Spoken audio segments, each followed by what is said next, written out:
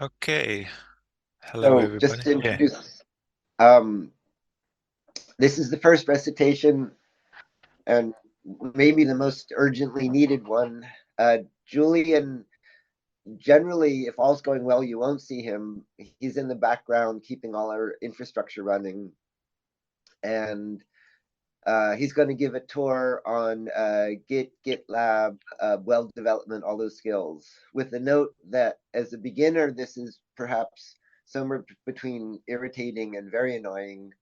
And as you mature, this is one of the best skills you'll learn from the class. So, Julian. Yeah.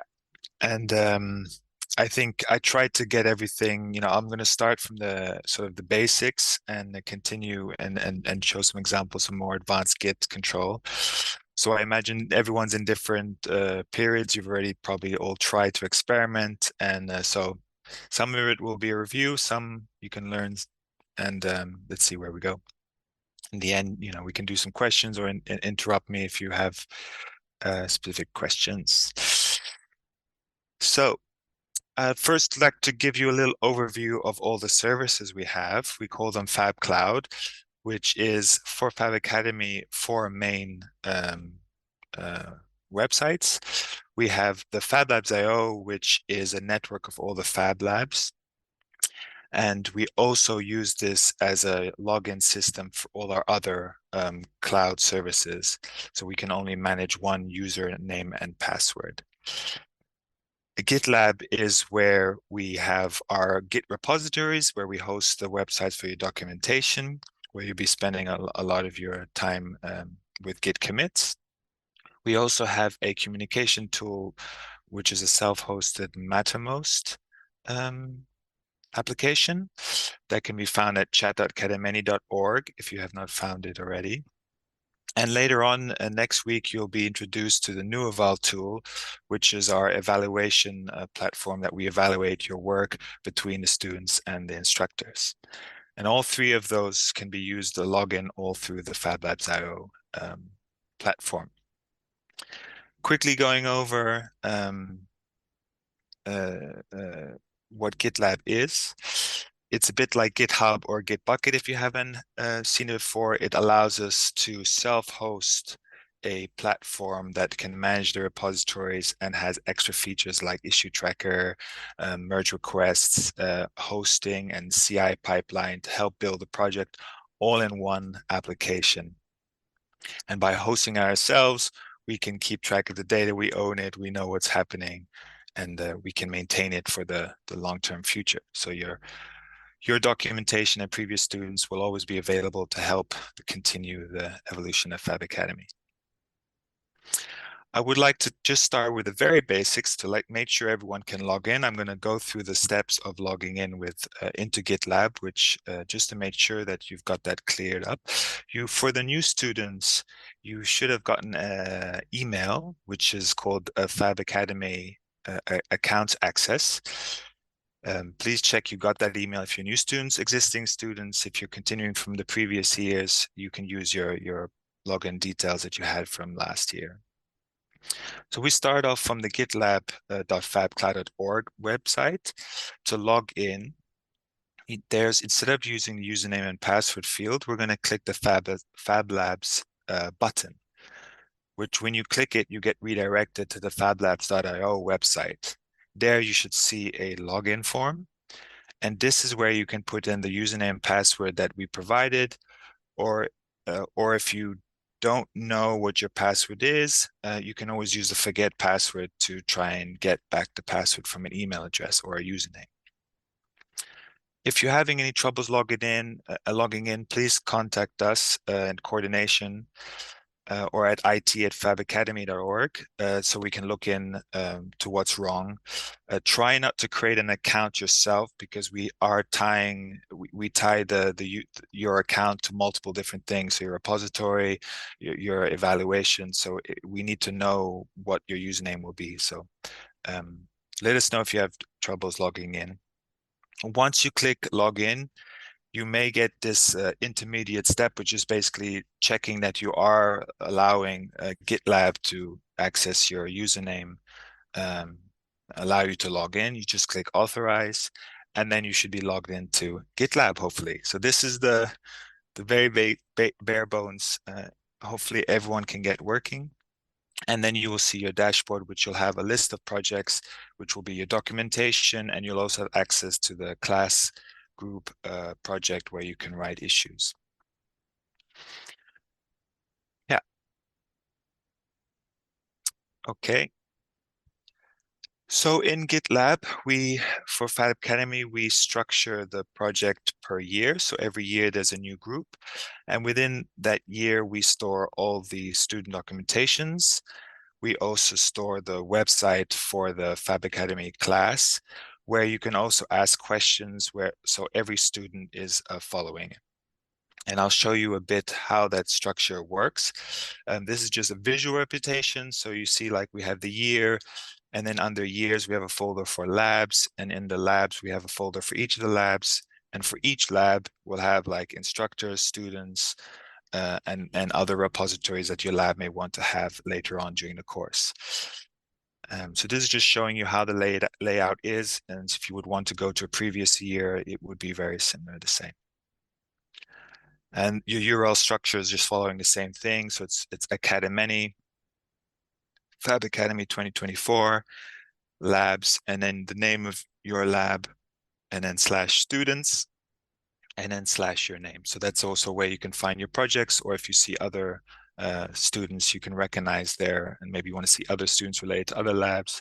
And I'll show you a bit how that one goes. So if I'm logged in now, I can go to Academy Fab Academy /2024 as a URL.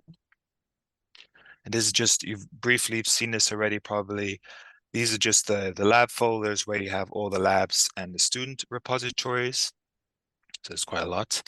Then you have the class repository where you can, this is where all students and instructors are assigned. So here you can, primarily is used for making issues.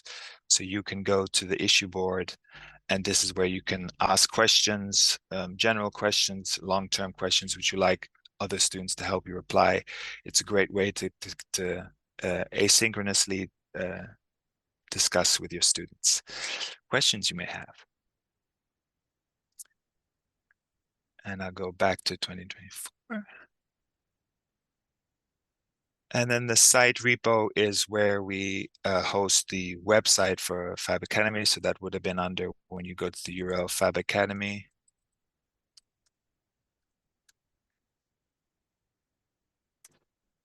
This website that you currently see is hosted under the repository site that's under 2024. So just this if you're ever curious to know how that's represented.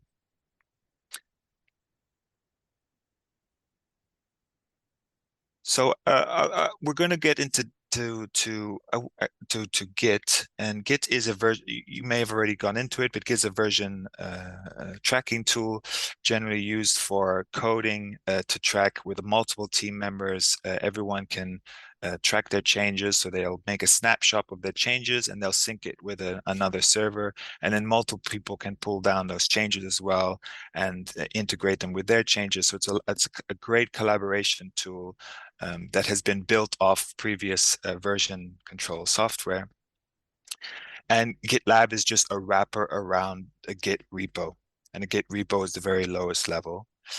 I will show you in GitLab. Let's take a test repository I have. So like, imagine this is my student project.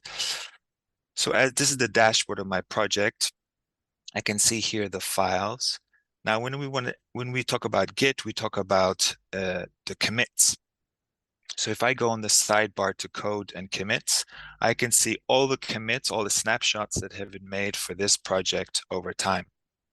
And so I can see back if I want to see, well, what did I do here that I may or may not want to do, or maybe something broke. For example, my website doesn't work anymore after my last, I can click the commit and I can see, okay, for this page, what did I do? And then, so this is loading one specific snapshot that I made. and then I can see all the changes that were made. So for example, this I made a change from this file, and I will show it side by side.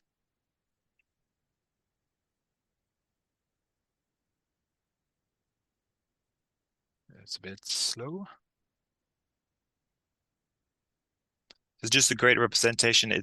This commit is telling me I've changed. The file used to be on the left side, and the right side is now the new version. So I can really compare what it was and what it went to.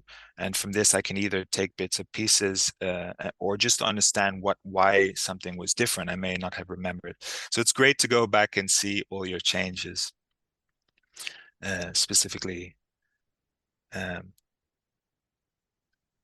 And now let's go back to the sidebar. So I can see the commits. I can see repositories. So repositories just all the files that are in the current state at the top.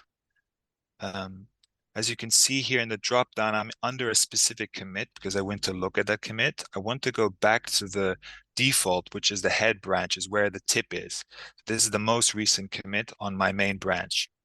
So you can have multiple different versions of your repository at one time, but you generally only have one sort of the leader who say, well, this is my true source that I'm the default I want to keep track of. So always make sure you're looking at the main default branch, and then you can see all the files, and you can also, through this GitLab interface, click the files and see what's inside.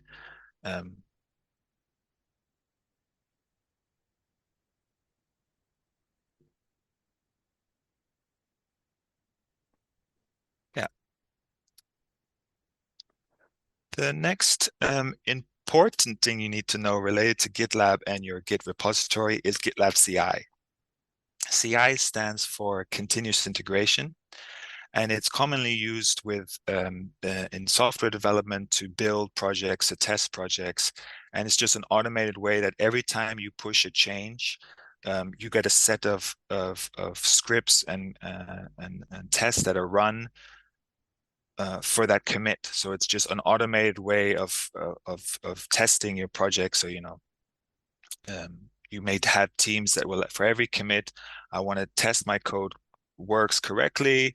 I want to then build the website to compile the code into maybe a version for iOS, a version for Linux, and then I want to deploy it to my website. So you have these automated tasks that you could do, and CI is the sort of encompassing feature around that. And we're going to be using it mainly to build our websites. So for websites which need a lot more than just HTML. For example, if using later on a framework to build your project, we need CI to take that framework, build, and get HTML that we then need for our website. CI works by using a GitLab CI file. So this is very important for your project that you have this file. It starts with a dot, so it's a hidden file. But this file is the file that GitLab looks for to then decide how I'm going to build your projects. So that then when you push a commit, there's going to be a server that's going to take that commit and is going to run whatever is written as commands in your CI YAML file, and it's going to run it for that commit, for those changes that you made at that point in time. So every time you commit, the CI, the pipeline will run the scripts, your commands on a server every time you push. Whoops. So you can sort of see this loop for every commit. It's going to read the Git CI file, going to go to the runner. It's going to install the software you need, maybe run the tasks that you ask for, going to collect the output, and then it's going to publish it for every commit you do. This is an example of a CI file. So this is what we do, a very simple job. We first define what sort of the operating system we want to, what is the base image that we want to run inside. So, this could be Ubuntu, this could be Python. So there's these pre-built sort of, we call them Docker containers. And there are lots on the internet that just sort of pre-bundled software that you can already start to use. And as soon as this image runs, then you just go straight to the script. And the script, this is where you're telling it what to do for this specific project inside this image. So for an HTML document, because we don't need to do anything to the HTML, we don't need to do it. We don't need to do anything. So we sort of just tell it, we just have a simple line here saying do nothing, but basically it's just so that the script knows, okay, I have to do something, but something really quick. So this thing takes 1 millisecond to do, and then your project, and then it can move on. But when you're using a framework, for example, we'll see later with MKDocs, you may actually need to install software, and then you need to build your project to convert it into HTML. So this is where you would do it under the script tag. The next portion of this file is just telling GitLab the folder where my HTML is going to be. And it's called artifacts. These are files that get exported outside of your build once the CI command runs. It's going to say, take these files and you export them to the next process, which in this case, because it's for pages for your website, you don't need to do anything. You just need to tell it where your HTML files are. This needs to be called the public folder. Sorry. Nadie te quita la Vanessa. asistencia, eso no está permitido. Ya pasó algo.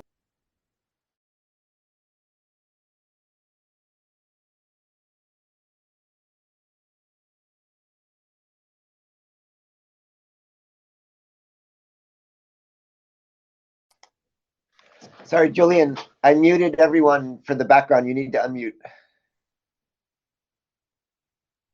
Good. I was even thinking anyway. So I'm going to go back to my project now. And under build, this, on the sidebar in the build pipelines, this is where you can see all your pipelines. So these are all the pipelines that have run for my project. So for every commit, you see that I have the commit message here, which is with a commit ID, and then it tells me it passed. So this means it successfully built this project from whatever was in the CI file, and there were no errors. So it marks it as check mark saying passed. Now, it doesn't mean everything went right, but it just means there was no errors running those commands. And it deployed it. If I open this up, so I can click this specific pipeline, which is running for this commit. So it's a specific commit. I can see there was 2 jobs. The pages jobs is what we saw in my the previous example. You see we had a job called pages. So this is pages, and this runs successfully. The next one is pages deploy. Because we're using this special pages, GitLab understands, oh, you want to deploy a website, so it runs the secondary job. This is nothing that you have in your CI file. I don't have a pages deploy job, but because I called it pages with a public folder, it knows I want to deploy a website. So looking at these 2 things, they pass successfully, and I know it was success. But I would also like to show you just clicking the specific pages job that I have in this one here. I can actually look what GitLab did. And as you can see, it's just running, it's a console output because it's running on a server. So you see, we're like starting up a job. We're starting in this specific case with a Python image. It's fetching the latest repository for this commit, checking it out in this clean environment. Then it's running these commands. So it's installing some software, and I can look at all the outputs. And so generally, you can go through this and see what your project is doing to get built. Later on, this is where you would come and see why your pipeline may have failed. So if you made a commit and you have a pipeline that failed, you'll come here to check why it failed. And so you look for errors. Usually at the end, you look for the last command. Oh, this didn't fail, and it'll probably say some errors. I've got some examples. I'll come back to them later, but later you can come to these slides and click these examples to look at, there's different ways of different examples. So if you want to use a framework or you want to use a different template, I've got some different CI examples because, this might be overwhelming, and you just generally only need to set this up once, but just have some general understanding of the different parts of the CI file and how GitLab specifically is using them. But the overall idea is I'm generating a new server with this default programs. I'm running these scripts, and then I'm telling GitLab which folder to deploy. So those are your three main blocks that need to work. Yeah. Another important thing to realize with relation to your website deployment is the pipelines only really your website only can have one version deployed. And so when you go to the URL, it can only serve you one version of your website. So you really only need to worry about the most recent pipeline that ran for your project. So as you can see here, I have the commits are in order. My second to last commit failed. So I have an X. So it failed to build my project and deploy. But it doesn't matter if my next one passed. So as long as the top one, your most recent commit for your main branch passed, then your website deploys. You can ignore the previous one. So if you made a commit, your pipeline fails, and you know what you did, or you looked at the logs and you found out why it failed, and then you push a new commit, then that commit will run. If you can push 3 different commits within 1 minute of each other and 2 fail, only the most recent one, only the top one is what you really care about. So previous ones, if they failed, that's fine. Remember, it's just the top one. You can only have one. So that's under the build. On the sidebar, you can look at all your pipelines. The jobs are the individual jobs, so the pipeline can have multiple jobs. We generally, as a Fab Academy student, you'll only have one job. But it's another way to look at it. You can look at all your jobs together as the same view. These are the individual jobs. So the pages jobs per commit. It's just another way. So these are the 2 sidebars that I think are where you really want to spend your time, the repositories and the commits. Now for Git. So before I get into the Git subject, installing Git locally, I just wanted to mention that through GitLab, you can edit your files through this website, through GitLab.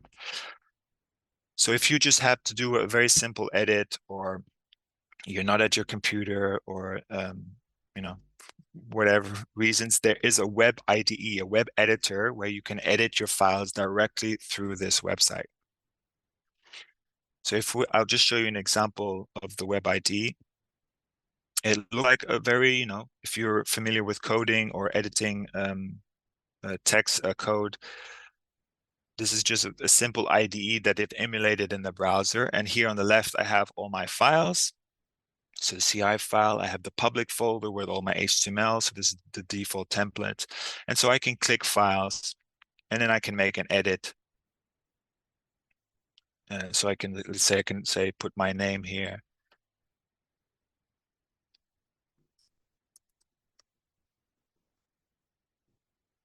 And then I don't need to click save. It's just automatically saving it in this browser. Of course, if I close my window, I could lose my work. So when I make a change, there's a little mark here showing me the lines that changed. There's also here on the sidebar is a source control tab view. And there's now a 1. That means there's now one change, is a noticeable change. So if I click that, I can see, well, okay, the index page has changed. It's telling me that there's a change that I need to commit. And I can review this commit right here. And I can see, okay, I've changed your name into Julian. When I'm happy with this change, of course, I can make more than one change. I can go back to the Explorer view, and I could go to another file. And since it's about me, about Julian, and I can make more than one change. When I'm happy with the changes, I can go back to this source control view, and then I need to commit. So I've got these are all the changes that will commit. I can't select them, and I have to commit them. So I need a commit message. I need to write a message of what this represents. So you can do anything from just updating a text, but you can also be a bit more specific. You're saying adding my name to the home page. So you can write whatever you want. These messages are for you so that when you look back in time through commit histories, you sort of have understanding what happens. But if you're doing a lot of tests, a lot of commits in one go, you can also just, sort of say, we doing this development is work in progress. I'm testing something out. So I'm just going to, I don't really need to know what I'm doing. So you sort of see how you're going. There's lots of different tactics. So sometimes even just saying updating the about page is good enough, and you know where the file is. When you're happy with your message, you can then click commit to main. So there's two options: is commit to a new branch or commit to main. We always want to just commit to the main branch because you're just working by yourself. You can just commit straight away to the default branch and not have to worry about overriding someone else's work. When you're working with multiple people, maybe during assignment week, later on in the course, you may want to have different branches where you would do a couple of commits, and when you're happy with your work, then you would merge a bunch of commits together into the main once you're done. So it's just a way to group your work with branches. To start off, just commit to main. Click, and then it's again asking you, are you sure you want to commit to default branch? And just say continue, yes. And now you've committed your work. So I can go back to my project page, and if I go to the commits page, I should now see my new commit that I just did now, update about. And I can see here on the right is my pipeline is now running for this change I've just made. Usually for the HTML projects, it should be about 30 seconds and your project should be deployed successfully. Look, it's already passed, so it's really 11 seconds. So this was fast. But so I've just clicked the commit. I can just quickly see what changed. Yes, this is the change I want, and it passed, so I'm all good. You don't need to go back all the time, but usually you do this if you notice something didn't change on the website. You'd go to your commit list, check the pipeline passed, or check, did I really make the change, or did I forget? Did I not do that change that I thought I did? So it's just a good way to go back and see it. The ID change files, you can right click and on a folder, and you can say upload a file. So you can upload images, you can make new files, new folders. So it's really just like you would be on your computer with an application like Vim or Sublime, Node Plus, a text editor. It's just a nice way to do it. So you can do quite a lot like this. As you may see, I can't really test the website without deploying it with the CI builds, waiting that 10, 30 seconds for my website to build, and then going to my URL and then checking, did my page update? So this is where we would want to install the website, download the website locally, and do these commits locally so that you can make the changes locally on your computer, see the changes, and once you're happy with them, then commit them to the repository and upload them when you're happy with the changes. So this allows you to do much more in one go without having to do a lot of git commits and then waiting and then checking. So this is where we're going to go next. First, you need to install Git. So this is a bit different for everybody's computer. I've just sort of kept it really simple. I just show you, like on Mac, you can use Homebrew to install Git. On Ubuntu, we have like apps, or in Alpine, you have APK. Windows is some download binaries to help you get started. I think there's a lot of different ways you could install Git. Some editors come with Git pre-installed, and you can use it through that way. We're going to do this through command line. Command line just to show you how it would work, really simple with the terminal. Now, to be able to communicate, okay, so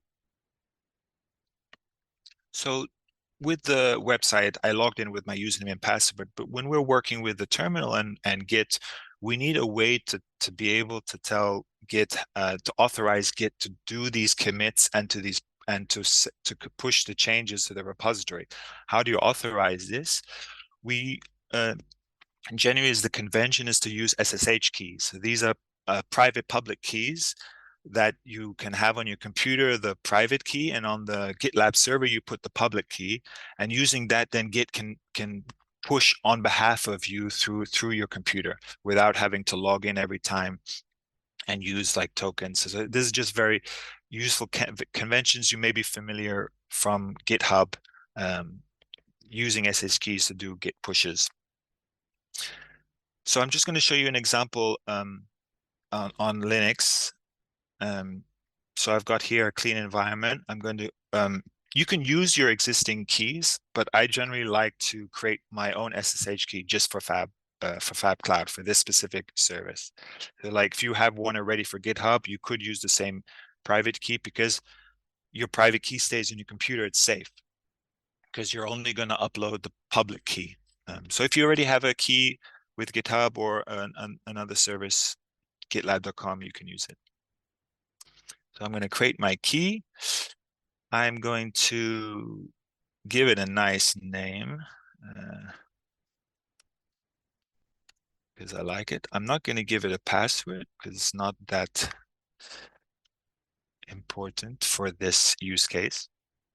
So now I have my key installed. I can find it in my root folder and SSH folder. So there we can see I have a new key. I have a public key and I have a public key.pub. I hope this is big enough that you can see.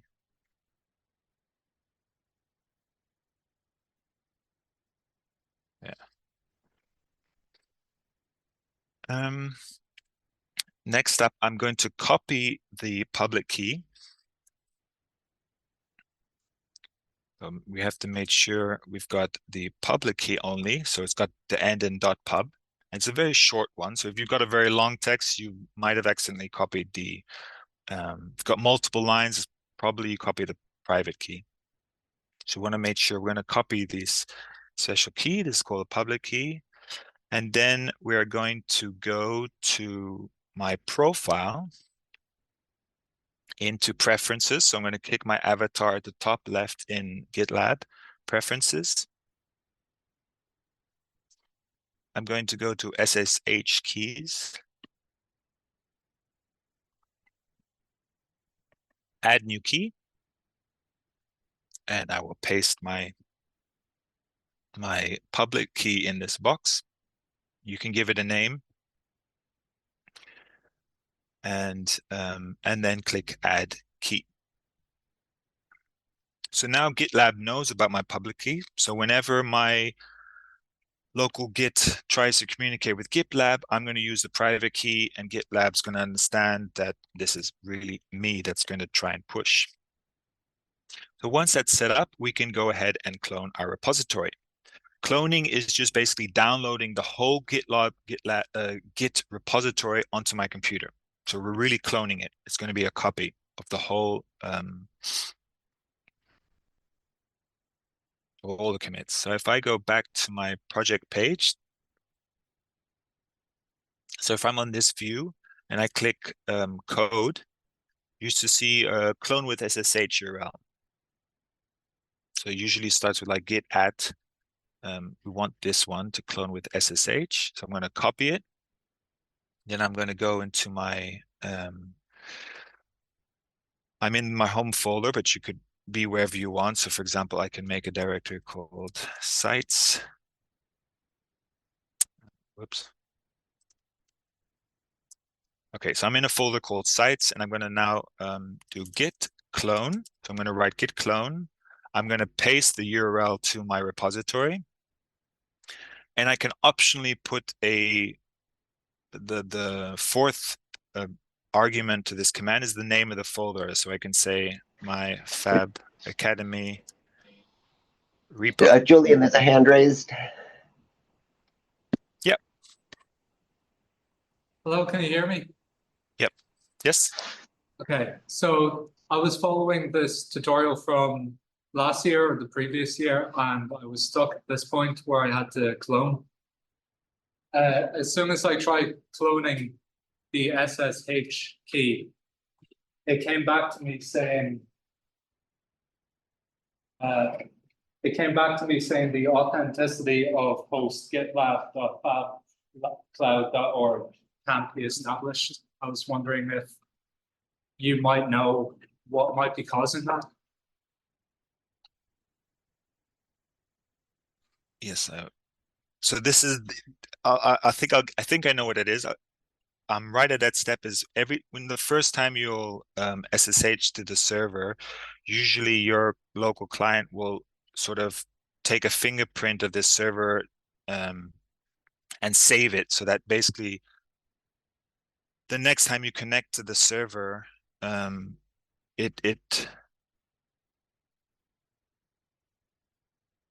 it's going to verify the server hasn't changed. Sorry.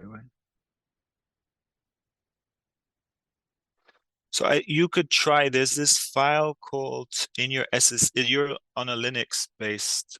If you're on a Linux based thing, there's a .ssh file. I think it's known host. Sorry. If you check this known host file, you could delete. Yeah, so usually Git Cloud will be here if I remember correctly. But another way is, are you on Linux?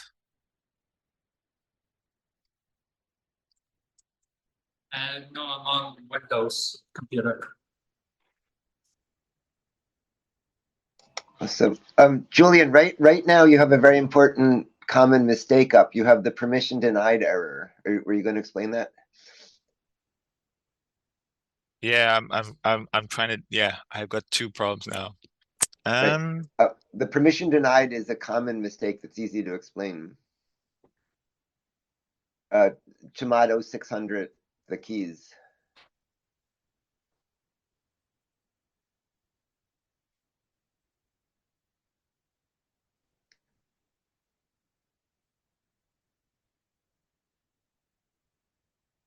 Yeah.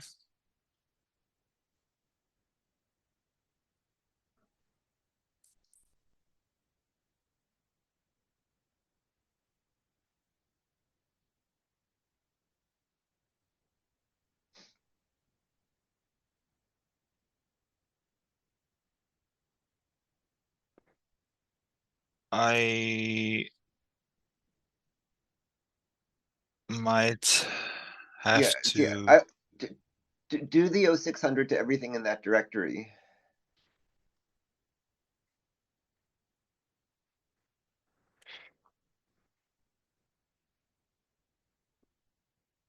Okay, now that should go away. Yeah, it might not be picking up this key. So I need to.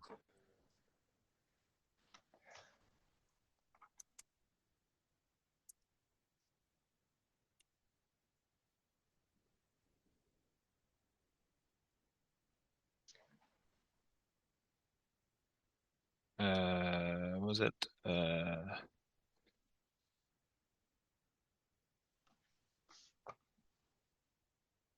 need to add my public key.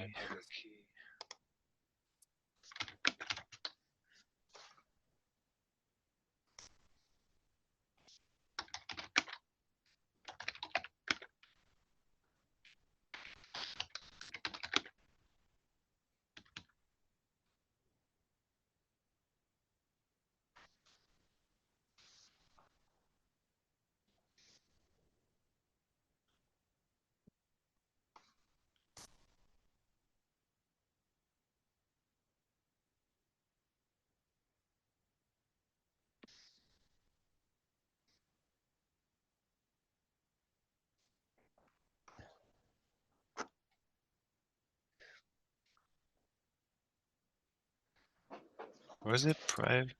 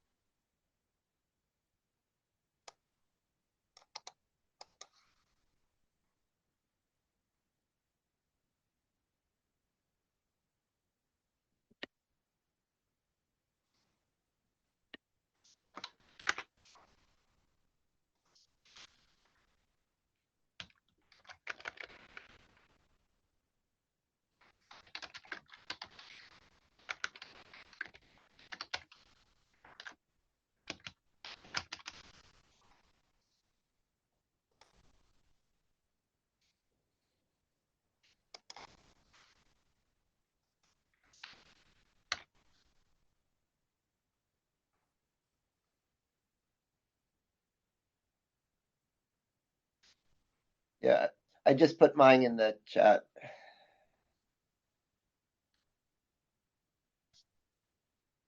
Oh yeah, there you go. Yeah. It seems I use Git as well. Okay.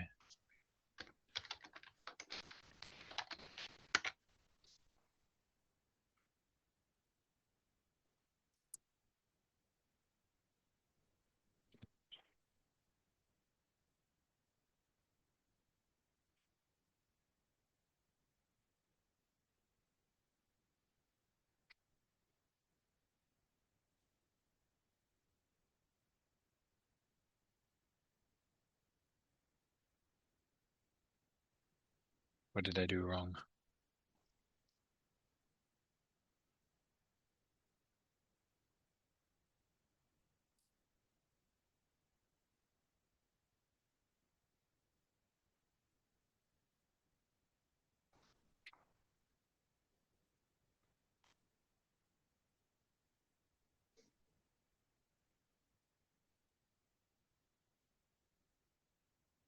Oh, SSD, SSH. Yeah. Okay, okay. This is good. Okay, so now it's cloning. So now I've just cloned it locally. I'll just quickly go over. So I need to tell SSH, because I have two keys. So if you only have one, it's fine. But if you have two, I have two keys. I need to tell Git specifically which key to use for this domain. So the easiest way to do that is just globally in Linux, we have the .ssh config file where I can tell it, so for this domain, which is the user I use for SSH and which is the private key I use to identify. Now in Windows, I'm not quite sure how to configure that, but you may need to specify exactly which file you can use. Yeah, you can say for sort of in the comments, yeah, you can use all, for all hosts, use the same file if you like to use the same private key for all hosts. You may also have, again, I'm not familiar in Windows, but there's another file called your authorization. There's the known host file. So this was the one where it says if you get a message saying your identity may have changed, the identity of the server, this is where you might want to refresh the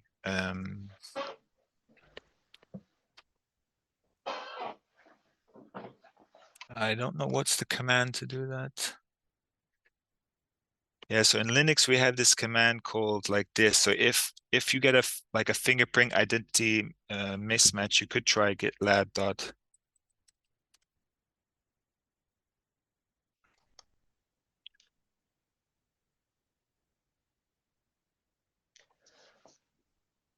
But just, yeah, a couple quick notes on what happened. Yeah. Git error messages are informative. Git was saying it couldn't find the public key.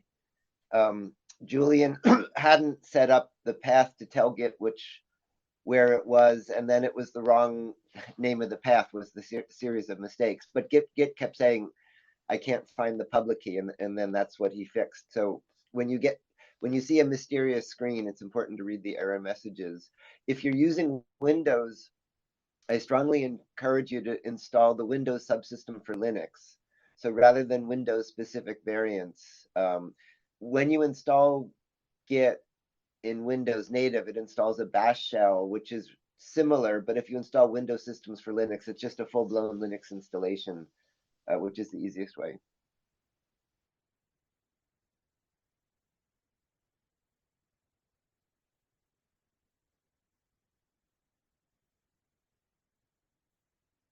Yes. So one of the issues I think there was in chat, which Ricardo may have answered, was the known host. Like that can also be an issue if you get something like that. There's this command git -h on Linux. I'm not sure on Windows, but it's a good way to test it, that you can make an SSH connection to GitLab, because Git, when you git clone through SSH, you're using under hood SSH. So you can use this SSH command to just verify you can actually make a connection to GitLab, and it's letting you in. And that's also another way you could go.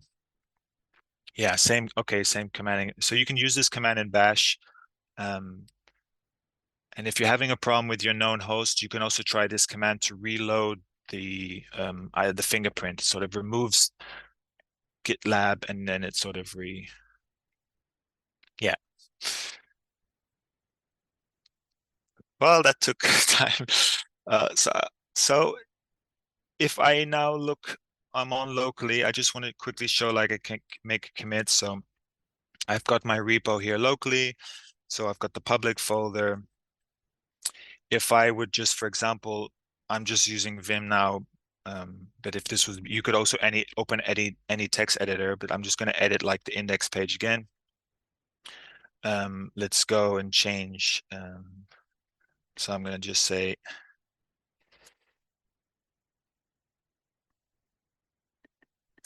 just going to make another little change just to show you how we would do this. So now if I write git status, Git will tell me that I have one file that's been changed.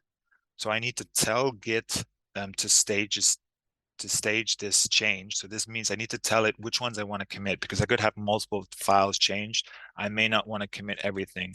So I'm going to use the command git add and then the path to the file. So I'm adding this to the staged area. So it's basically telling, I have an image for it. So you've got these 3 different stages. You've got the Git repository, which has all your commits. And you have your working directory, which is the files you're looking at that you can edit with your browser, with your editor, or that you see in the console. When you want to commit changes, you first have to move them to a staging area. So this is a place where you're telling Git which are the files you want to commit. So when I click Git add, I've moved it to this middle area, this Git staging place. And so now when I do Git status, you can now see it's now says changes ready to be committed. So my next step now is I can write git commit, and then I can do M for a message, and then I can write a message saying added today's date. And so this is my git message, and when I press enter, it's now committed. But it's telling me actually, who am I? So a good thing when you have Git set up locally is to, whenever you commit, if I'll show you as an example in the commit log, every commit has an author.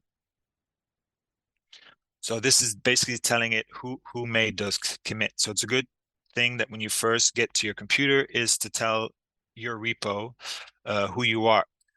And I suggest to make this the same as your logins for Fab GitLab.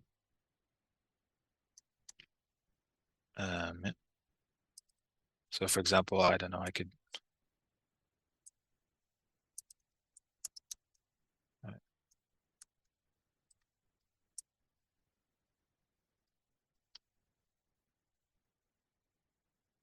now if I make a commit, maybe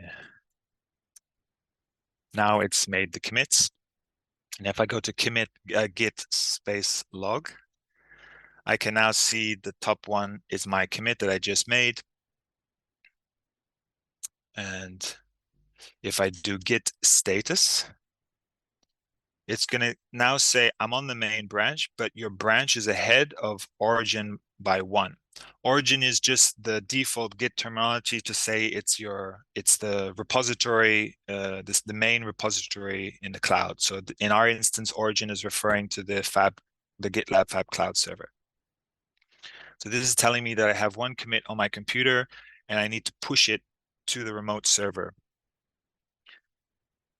So now I'm going to push it. So pushing it is just basically I'm going to send this commit to the repository that I have hosted in GitLab and sort of synchronizing my changes now. So now on my computer, I have the same commits as I have in the cloud.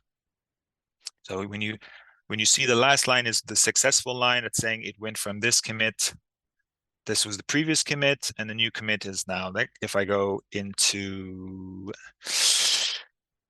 my project, and click commit. I should see my commit, and it says it's successfully passed.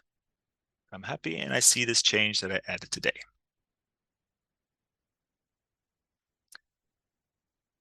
Okay.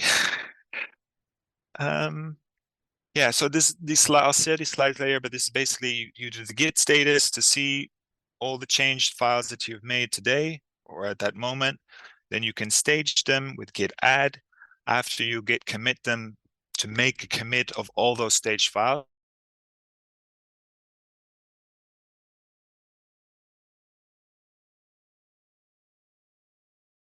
to the remote repository, which is GitLab, or gitlab.fabcloud.org in this case. I just wanted to highlight a common error you may see is we have a limit on how big each commit can be.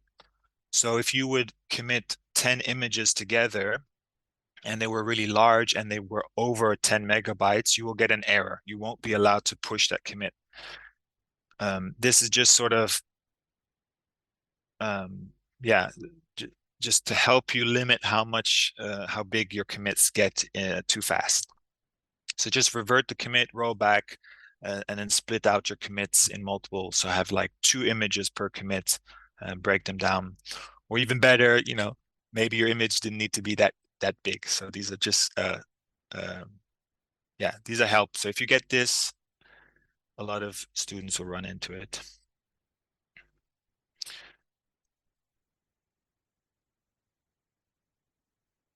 So if you already pushed, you cannot roll back. But if you had made a change, and so you remember before I pushed, I had this one commit, you can amend the commits. So if I make an example,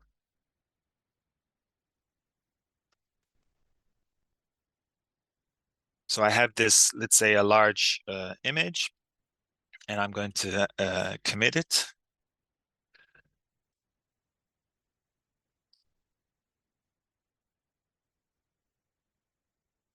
I'm just making I'm making a commit. I'm pretending it's too big. So as you can see, I haven't actually pushed it yet. So let's say in this scenario, I click git push, but it failed. What I can do is I can just change the file. So let's say I edited the file and I reduced the size. So now it's called small.jpg, right? Because I made it smaller, so now the file is small.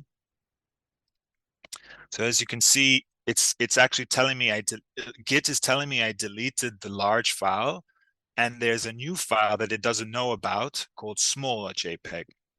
Well, what I actually did is I just resized the image, or in this case, I renamed it. So I can just tell Git, okay, I'm happy with this change, so I want to stage it. So I'm going to stage the I have to actually stage the large.jpg. I need to tell it, yes, stage this change, the deleting the large one, and also stage adding the small one, the small image. Git add. Sorry, I mistype. My fingers are losing it. So if I look at the status now Git, in this case, because they're both just renaming the file, it's understood I've renamed the file. But let's say I don't want to, because the previous commit was too big, I don't want to have that still in my repository. I want to amend it. So we can do a git commit, and then we write the words amend. This is to say, edit the previous commit. So it's only editing the previous commit. And because I haven't pushed it, I can do this. So I'm going to amend the previous commit, and I'm also going to give it a new message saying, now upload a small file. And then hopefully this works. Oh, did I misspell amend? Maybe.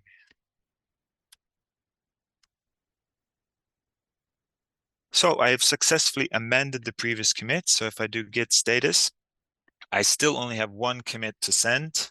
And if I look at my logs of my local repository, the one that said, oops, big file, that commit is gone. I now only have one commit to push, which is to upload a small file.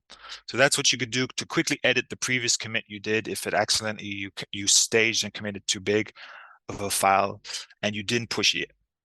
Once you've pushed the commit, you get into a more deeper Git hole of whether you can edit it or not, and that's for a more advanced topic. So yeah, you can more than happy edit through through the web IDE. It's actually GitLab has done a lot of work to improve it. The only thing is you can't test a lot. So you really is making a change. You're committing it, and then waiting for the pipeline to finish, and then seeing what your website looks like after it. So you in my experience, you make a lot more commits than you would if you did this locally.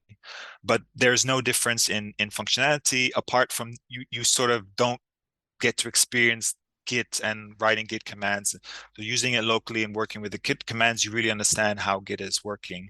But yeah, the web IDE. Julian, let me make a note. I'm going to have to jump to another meeting. So you're in a moment, I'll stop recording, your co-host, and then you can stay on as long as you have time and people have time.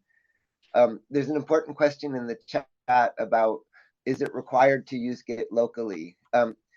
It's not required. You can start using the web, but you're going to get frustrated with the web interface. Once you have many files, many images, and you're using many applications, it's very annoying to have to upload and download everything.